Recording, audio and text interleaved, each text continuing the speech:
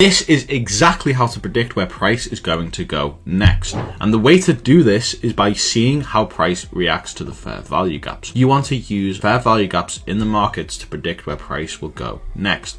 Now, fair value gaps are made up of 3 candles, and if you didn't know already, there are 2 types of fair value gaps you want to be looking at in the market. There are bearish fair value gaps and bullish fair value gaps. Now, if we look at this bearish fair value gap here, you can see that the outside candles, first and the third ones, are grey. This is because the direction of those simply does not matter. To decide the direction of the fair value gap, all you need to do is look at the direction of the middle candle. So if the middle candle is bearish, then the fair value gap itself is bearish.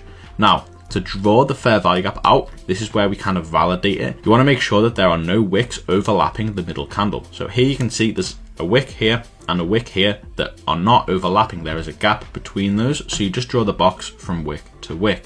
The same applies to a bullish fair value gap. You can see the outside candle's direction does not matter, and you draw the box from wick to wick. Let me show you how to use this on a real-time chart. Here you can see we have formed a perfect fair value gap right here, which is obviously bullish, and the reason it's bullish is because the middle candle, or we call it the expansion candle, is bullish. We have a bullish fair value gap here, so we would expect price to come back into it, and because it's bullish, we would look to take buys off of it. Okay, now sometimes we will close below this fair value gap and continue down, but we will get to that in another video. All I want to show you in this video is exactly how to predict price using fair value gaps. So if we look at how price will continue after tapping into this fair value gap, you can see it pushes all the way up. It even forms another fair value gap right here, which it taps back into and respects, and if we play that out as well, you can see price continues up off of it, forms another one right here, taps back into it, and continues off of it. And again, for a final example, we form another fair value gap just above this one,